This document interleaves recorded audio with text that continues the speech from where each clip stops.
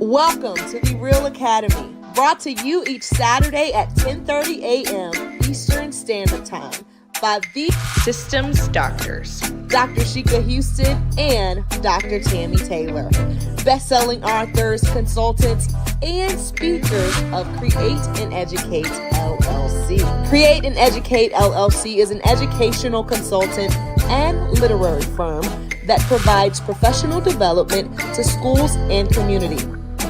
Their goal is to transform organizations with the REALL Resilient framework used to increase their school report card grades 2 and 3 grade levels in 1 year. REALL stands for Respect, Excellence, Accountability, Literacy, and Leadership. This framework is used to coach leaders and teachers and build student efficacy while putting systems in place that aligns the work of the school improvement, making the process manageable. When the work is manageable, teachers and leaders don't stress out or burn out. The Systems DoctHers alignment systems are designed to help schools evolve and grow, all while instituting protocols and processes designed to promote collaboration and collegiality. The implementation of the alignment framework prevents some of the most common problems in education, where leaders sometimes aren't sure where to start, or in our new age of educating, leaders need a trusted sounding board that allows them to be vulnerable and transparent, preventing loneliness at the top. The framework doesn't just help leaders, but also prevents teachers from burning out from too many initiatives and embracing teachers as they are the experts. Finally, the framework extends to the children, helping them get engaged in school and solving a nationwide problem. Alignment systems are frequently referred to as a key element of success in the improvement process. In the sport of rowing, all rowers must put their oars in the water, succinctly creating a system for their boat to reach maximum speed. So schools that want to improve are bringing in the Systems DoctHers to teach them all about the alignment systems that must be in place for school improvement to be accomplished at high levels. The dynamic duo provides insights into educational topics through their international platform, which includes educators, parents, and community members as a way to support important entities that make communities thrive. This is their way to pay it forward and provide the support they needed through their platform.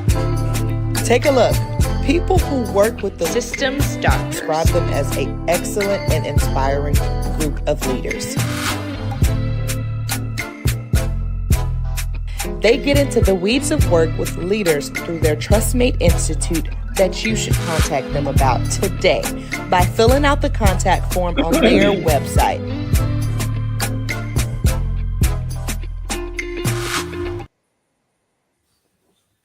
It's Super Saturday, everyone. Welcome to episode 179 of the REALL Academy, brought to you by Create and Educate with your very own Systems DoctHers, HERS. I am Dr. Sheka Houston.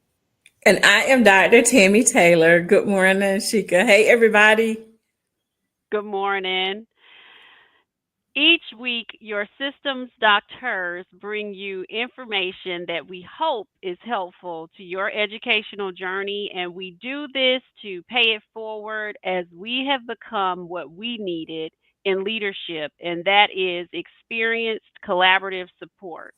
After improving our school's 2 and 3 report card grade levels in 1 year with our dynamic staff members, because as we've said multiple times, you can't do that type of work alone, and becoming award-winning leaders who have served in the school and district level, we knew that other leaders and educators needed help with the school improvement process. Absolutely. And during our process, we tagged each other as one another's trustmates because being vulnerable and supportive was the way that we were able to see our way out successfully. And we've created that same type of collaborative environment in our Leadership Trustmate Institute that you can contact us about.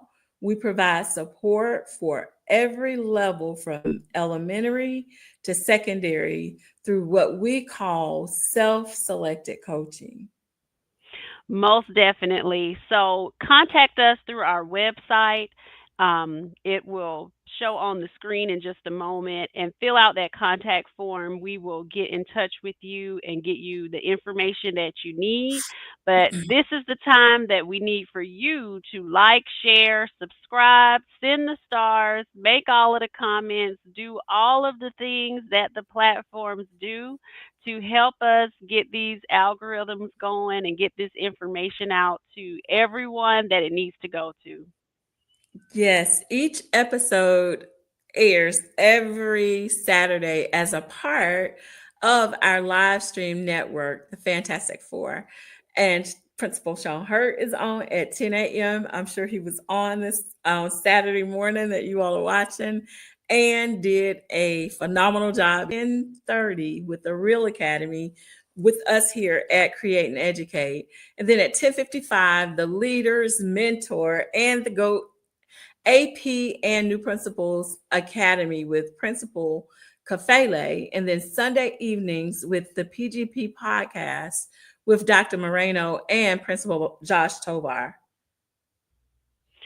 Most definitely. If this is your first time tuning in, normally at this point we shout out our real fam members and do our roll call. But today we are pre-recorded because we are in Charleston at the event. Um, Sister, is it Sister? You've been on my mind. On my mind. Yes, Sister, you've been on my mind, which is a collaboration that we are helping out with Build My Sister and helping our sister, Dr. Kimberly Odom. So we are excited about that, and that's where we are this morning. So yes, y'all remember our friend Schoolish. Yes. We appreciate each and every one of you for tuning in. You could have been anywhere else and you decided to be here with us and you were intentional about that. And that is not something that we take lightly. So thank you very much. And if you hear us today talking good, as Principal Hurt says, and you hear something good, we want you to drop a systems in the comments. Most definitely. And the reason why you're going to be dropping that systems in the comments is because episode 179, we are going to be building off of the conversation we had last week, which was a powerful one with Dr. J.R. Green. Academic systems needed during a teacher shortage. Dr. Green talked a lot about how when he was passing the baton as a now retired superintendent, the reason why it was so easy to pass that baton is because the systems were in place to continue the work, to make sure things continue to be successful, and the systems weren't necessarily about him. It was about the people who were there who helped to put those systems in place. And so when you have this same mindset around academic systems in your schools, when you have a teacher shortage like we do nationally right now, then the teacher shortage is not so much the focus because your students don't continue to lag behind, or they don't have to get used to the new teacher's way of doing things. When you have academic systems in place, the teacher is now becoming acclimated to the academic systems that you all use building wide. And so the children don't suffer, and the teachers can be brought on board by the other teachers that are there. So Tammy, the visitor that I had the other day, Dr. Green from Spartanburg School District, we came and visited your school to see a lot of those systems that you all have in place. So tell us, we're going to start with that elementary level, about you all's academic systems with your organization and your folders and how that transcends up through the grade levels with the students. Absolutely. And thank you for that visit, and shout out for the staff and students at GFE, because I understand that the gentleman was, very impressed with Mhm. what he saw that the staff and that Avid site team has put in place, because what our goal was is exactly what you just mentioned previously. We did not want there to be a lag in any way, shape, or form for our children when new teachers were coming in. But we also wanted to make sure that when new teachers arrived, there were systems and structures in place that allowed them to be able to fall right in line with what expectations have been set in the school through at this point, what you're talking about, organization. And this was something that the team decided, I think maybe 2 years ago. And it was something they wanted to make sure we were able to do school wide. And school wide being from pre-K through fifth grade. And so you have to really take some time to think about that, because when you put in a system that is going to be that broad, you want to make sure that you've thought through the intricacies of that, because you don't want people to get hung up on, oh, the little ones can't do it. Or, I mean, if the pre-K kids are doing it, why would our fifth grade children need to do it? And so they debunked all those things and just kind of went with, this is what we're going to do to make sure that system wide there are some expectations that are in place in every classroom. So anybody that came into the room or came into the school could be able to see what those systems look like. And the one in particular that you're talking about was every subject was assigned a color. For Mhm. example, the math may be a red folder. Well, that red folder for math is consistent from pre-K to fifth grade, and it goes in their organization binders. So you know that if you're dealing in the red folder, guess what you're dealing with? Math. Same Mhm. holds true for, say, the social studies folder is green, or the reading folder is purple, and the science folder is blue. That system is school wide. And so everybody knows what the colors represent as far as the subjects go. And they also know that when you are dealing with that particular content, that's where your subject matter goes. You don't find a math sheet in a yellow folder, because that's Mhm. not the home for that. And so it makes it very easy for kids to go from grade to grade without having to learn a whole different system. Because when prior to that, and even when I was teaching in a classroom, my favorite color is purple. So you know what? I like purple folders. So my children might have purple folders. I don't want Mhm. red folders, and I don't want green folders, and I don't want yellow folders. But we had to get rid of what we wanted selfishly and go with what we decided as a school team. And that is how we started to operate. And I personally have seen the difference in how the kids respond to what it looks like when you're talking about organization now versus before we started. So, very, very powerful experience for the children as well as for the staff. Most definitely. And like you said, when children matriculate up through the grade levels and you all have that system in place, they don't forget. They just come in, and the teacher talked about how it doesn't take her weeks for students to get acclimated to what she's her organization system in the class, because this is what they did the prior year. So now this gives her time to just jump into teaching versus I'm teaching you all of these structures over again. So at the middle and high school level, and this falls under our systems of excellence. If you are not familiar with our three systems that we have, for at the middle and high school levels, one of the things that we start off with before we ever get the children. We want to do some pre-work as to deciding in departments how will students document their work. And a lot of times we use focus notes. Teachers do have the autonomy to determine whether or not they're going to use binders. But my teaching with teachers is always that this is not a teacher centered thing, it's always a student centered thing. So if our students' preference is e binders or um, a, one of the big binders or the what is it? The ones where they tape the information in. Now I'm having a mind freeze.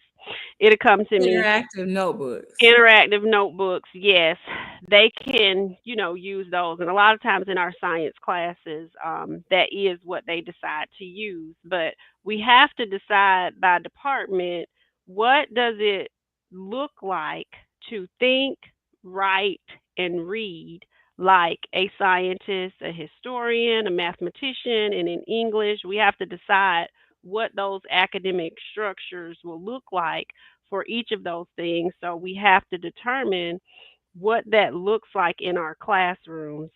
And when we are talking about focus notes, it doesn't really matter if you decide to use, whatever format of notes you decide to use, but that summary portion is definitely something we want to be included in there, and we definitely want the annotating to be a Right. part of it as well.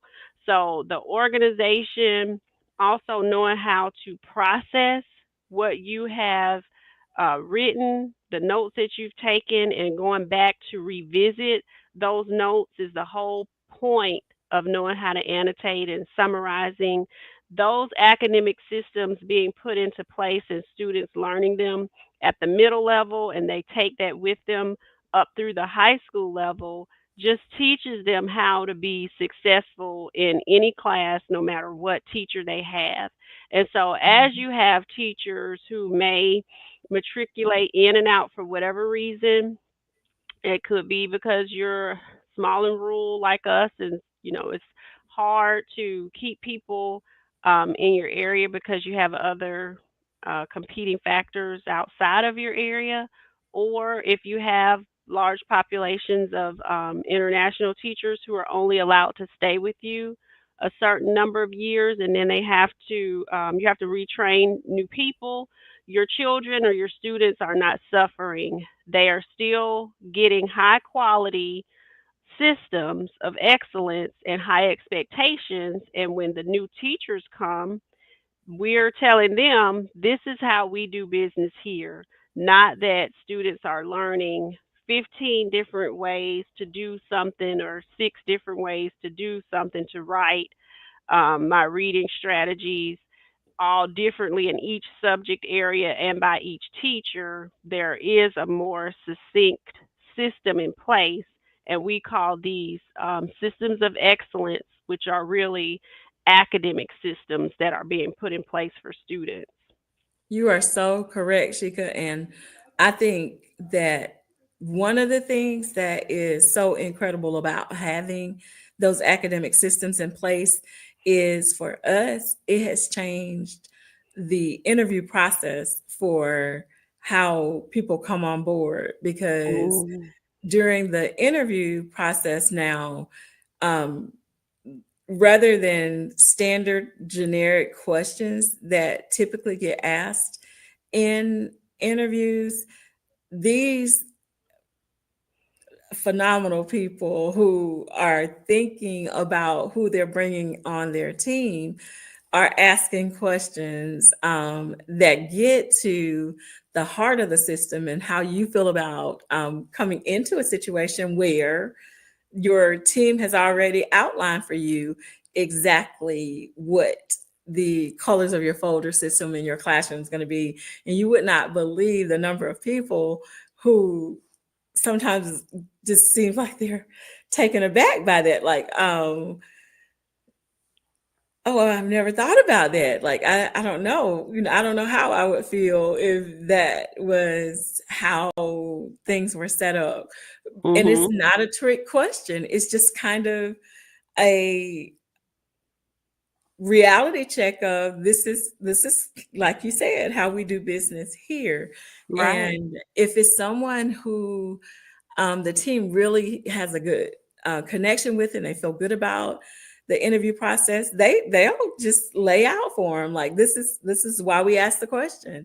Mhm. These are some of the systems that are in place academically here at the school and otherwise, because we there, like you said before, systems of excellence include lots of things, including systems for cultural kinds of experiences and Mhm. just many other things that make us who we are as a school get laid out in those conversations.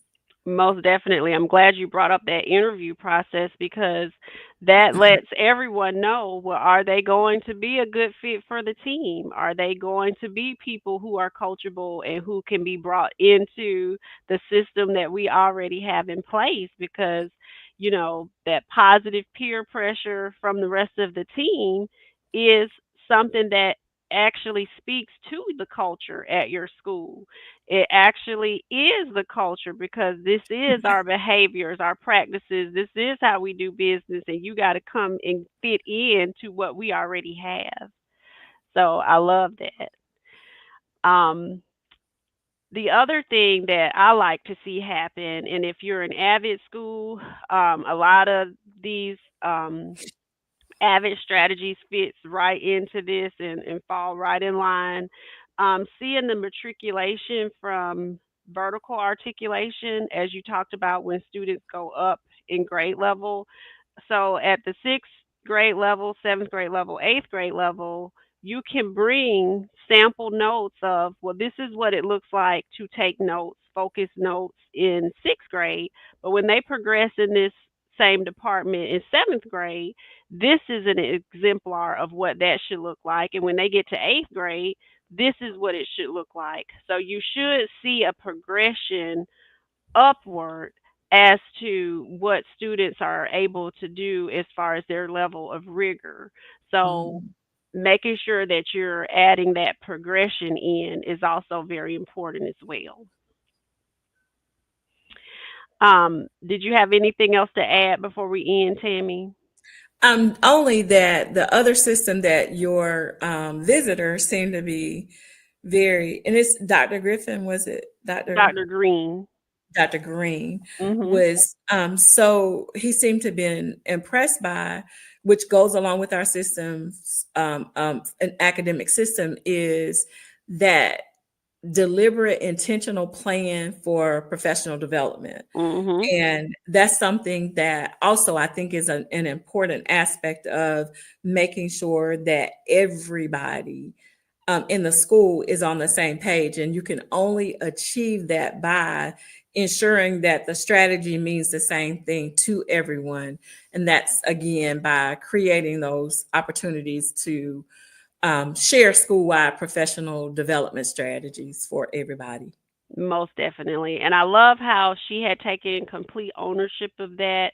And when your teachers have taken ownership of professional development in your building, that definitely creates a different level of synergy within the culture at your school and that And expectation. accountability. Yeah, that expectation for excellence is not something that just the principal is looking for.